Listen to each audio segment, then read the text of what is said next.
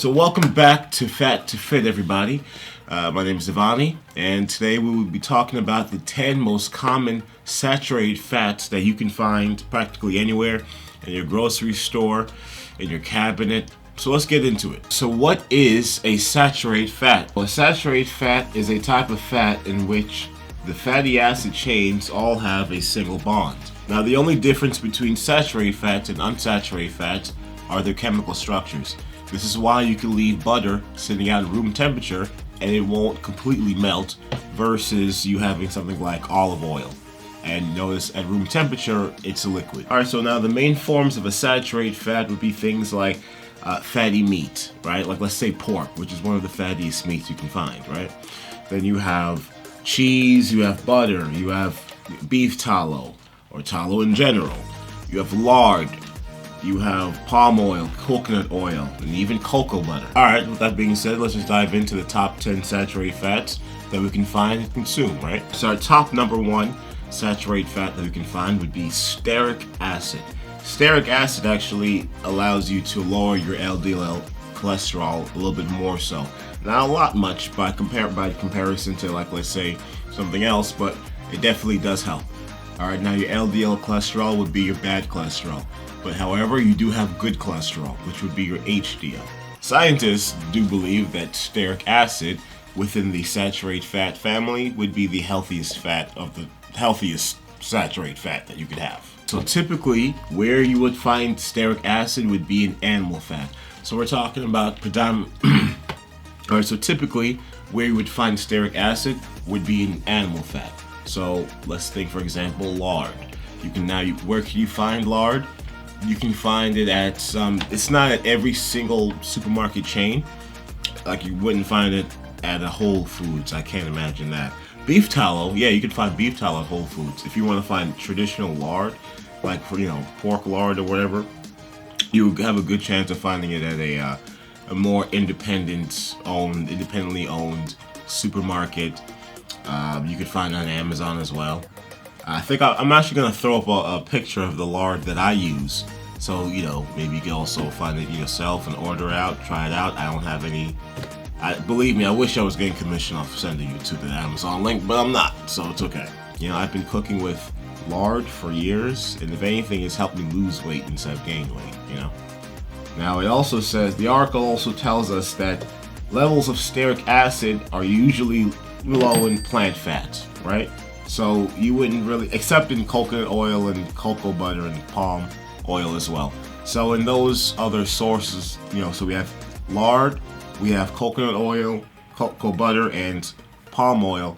These are your 3 sources of where you find predominantly stearic acid. It doesn't actually appear to raise your risk of heart disease, so you should be fine with that.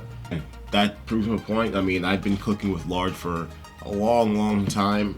It's made many foods better. It's actually very, very low cost as far as the economics for it. So it's very low cost. If you have bacon in the house, what I love to do as well, this is an option of having lard as well. It's still lard in a way, but bacon lard. So get some bacon, fry up the bacon, take the bacon off. A lot of people immediately dump that bacon grease down the drain, but that is the same as pouring down like liquid gold. So number 2, let's talk about palmitic acid. Alright, so palmitic acid is the most common saturated fat that you'll find in plants and also in animals as well. Now, apart from stearic acid, palmitic acid is actually something you'll find more predominantly in your more American diets. Palmitic acid, like they said about stearic acid, also raises your levels of LDL cholesterol. But it also does not affect your HDL cholesterol, so not the good cholesterol, no. Alright, so number 3 we have, alright, I'm probably going to mess up this word. So we have myristic acid. There we go. I got it. Myristic acid. So that significantly increases your bad cholesterol.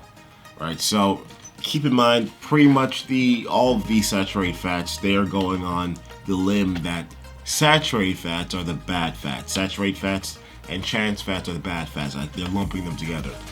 I don't believe this whatsoever. If saturated fat was bad, I'd probably be dead a long time ago. Either that or my doctor would tell me, hey man, your heart health is really out of whack. But that's not the case. So, alright, so number 4 we would have lauric. So number 4 we would have lauric acid. Sorry about that. Lauric acid has about 12 carbon atoms. Alright, that would mean that's the longest medium chain of fatty acids available. So it actually raises more cholesterol than all the other saturated fats. However, the good part about lauric acid is that actually it plays a good part in raising some LDL cholesterol levels. So it has benefits in that, more so than any other saturated fat out there. So what makes up lauric acid is that you have, it's close to 50-50, but to be exact, it's 47% palm oil, and then you also have 42% coconut oil. So palm oil is definitely something to be looked more into. I know a lot of people on the ketogenic diet try to avoid cooking with palm oil. Coconut oil is always the best, but that's something I'm definitely gonna have to look more into. Yeah. So the 5 to 7 we have Capric, Caproic, Caprylic, and Capric acid. I think I pronounced them all differently. I think so. So you'll find predominantly these 3 saturated fats in goat's milk. They're metabolized a lot differently than any other long-chain fatty acids. Easily more absorbed, and they go straight to your liver without any long processing. These actually has a great benefit in playing into your weight loss. It promotes your weight loss. It helps burn you more calories. Increase insulin sensitivity.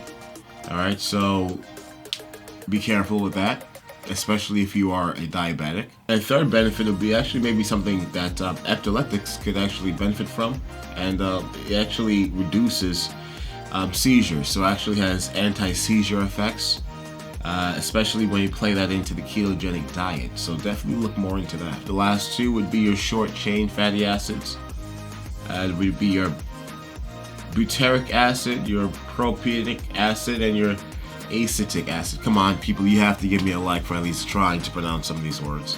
So they have less than 6 carbon atoms. So in other words, they're just short-chain fatty acids. So short-chain fatty acids are very uncommon in food. You might find it in dairy here and there. Isn't really something to go crazy to pursue to get into your diet. You probably, if your body runs into it, it runs into it. It's not a big deal. Right, so those were the 10 most common saturated fats. So we learned a lot. So pretty much, I believe with the internet, at least what majority of healthcare professionals, doctors, scientists, they believe that saturated fat is bad. As if saturated fat wasn't one of the main substances that our ancestors lived off of predominantly. Apart from everything else, I'm talking about our ancestors. I'm talking about before our ancestors were able to press oil out of an olive. How did you think they were able to cook meat on the grill? Well, they got some animal fat and they put it on. And I'm pretty sure majority of our ancestors never died of any heart disease, obesity. I'm not saying that certain oils out there, I'm not saying certain unsaturated fat oils out there are bad.